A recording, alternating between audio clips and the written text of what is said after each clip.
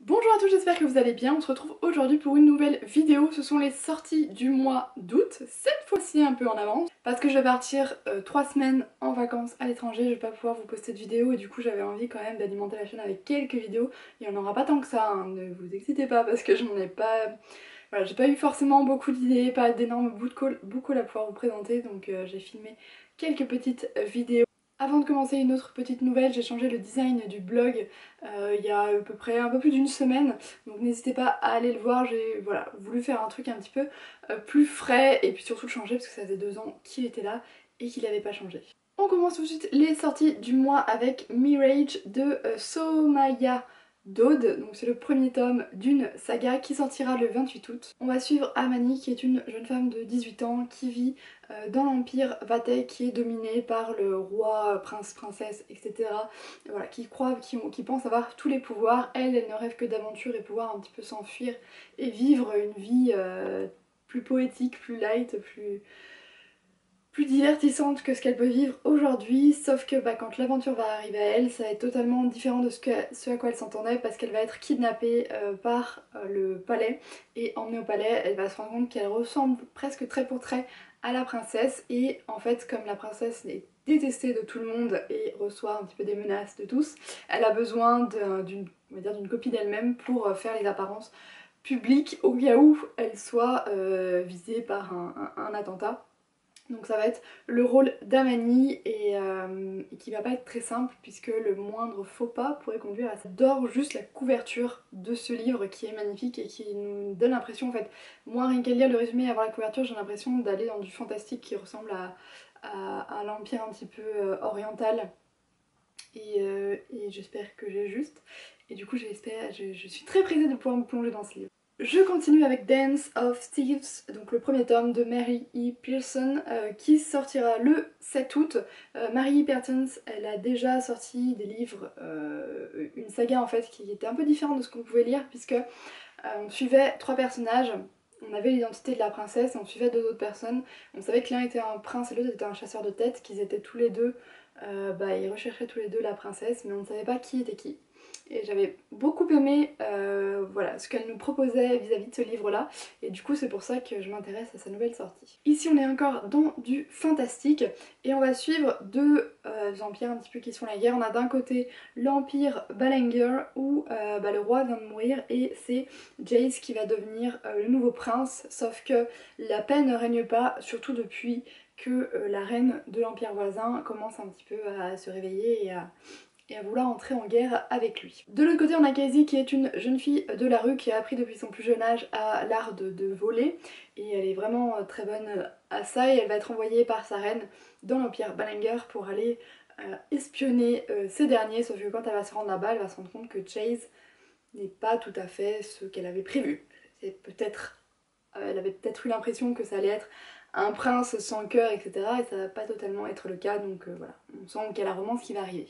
Je continue avec City of Ghost de Victoria Schwab qui sortira le 28 août lui aussi. Ici on est plutôt dans du fantastique avec, comme vous l'avez compris d'après le titre, des fantômes. On va suivre Cassidy qui est une jeune femme qui vit dans une famille de chasseurs de fantômes et sauf que elle en fait elle peut réellement voir les fantômes et son meilleur ami Jacob est un fantôme. Alors du coup quand ses parents vont être envoyés à Édimbourg pour aller faire ce qu'ils savent faire de mieux, chasser pardon, les fantômes mais cette fois-ci pour une émission de TV, elle va arriver là-bas et va se rendre compte qu'elle est complètement... enfin, c'est une ville qui est très hantée, elle va voir tous ces fantômes et elle va apprendre par certains d'entre eux qu'en fait elle a pour mission de faire passer les fantômes de l'autre côté du voile, on va dire de l'autre côté de la mort afin qu'ils n'hantent plus les rues. Et du coup la jeune Cassidy va apprendre cette nouvelle mission qu'elle ne connaissait pas jusqu'alors et en même temps elle va devoir essayer de faire passer de l'autre côté du voile celui qu'on appelle le Red Raven, donc le corbeau rouge qui n'est pas de son monde et qui essaye de foutre un petit peu la pagaille. Ensuite j'ai noté A Touch of Gold de Annie Sullivan qui sortira le 14 août. Ici on est plutôt dans la fantaisie avec le mythe de Midas. On va suivre effectivement le King Midas qui en fait a renoncé à son pouvoir de pouvoir tout transformer en or en touchant le jour où il a failli tuer sa fille. 10 ans plus tard, la princesse Cora, donc la fille de Midas, porte toujours un petit peu les séquelles de ce que son père malencontreusement lui a fait subir, parce que elle a la peau très dorée, du coup elle se cache sans cesse, tout le monde a un petit peu peur d'elle parce qu'elle ne peut pas toucher elle ne peut pas toucher les autres. Un jour va arriver à la cour un duc et elle va se rendre compte que tout le monde n'a pas peur d'elle, n'a pas peur de cette malédiction en fait qui l'a touchée. Et en particulier, elle va vraiment comprendre que le monde n'est pas tel qu'elle l'avait pensé quand un voleur va venir voler un des trésors de Midas et qu'elle va partir à sa recherche puisqu'elle a la sensibilité de sentir, on va dire, de pressentir la proximité de l'or et voilà, elle va partir à l'aventure parce qu'elle va se rendre compte que ce pouvoir, on va dire, de l'or peut être aussi très dangereux pour elle. On repasse cette fois-ci dans du Young Adult avec The Simple Wild de Kei Tucker qui sortira le 7 août. On va suivre Kala qui est une jeune femme qui n'a jamais vraiment connu son père puisque depuis qu'elle est toute petite, sa mère a fui avec elle l'Alaska où son père vivait pour aller vivre dans une grande ville. Sauf que voilà, des années plus tard, elle va apprendre que son père est en train de mourir, du coup elle va vouloir retourner le voir parce que quand même ça reste ses origines. Elle va aller là-bas et elle va faire la rencontre de Jonah qui aide son père dans la petite entreprise qu'il a montée. Et en fait lui il s'attend qu'à une seule chose, c'est qu'elle reparte en courant vers la ville puisque l'endroit en tout cas où ils vivent en Alaska est très isolé de toute la population, c'est vraiment de wild quoi, c'est vraiment très sauvage. Et qu'elle elle a envie de lui montrer qu'il a tort et qu'elle va arriver à survivre et enfin à vivre là-bas sans difficulté. Et du coup voilà, je pense qu'il va forcément se passer un petit truc entre les deux. Et je termine avec Blind Kiss, donc qui sortira le 14 août de René Carlino, qui est aussi une auteure de New Adult dont j'ai lu plusieurs de ses livres, même si je ne les ai pas tous appréciés, mais je m'intéresse quand même à ses sorties.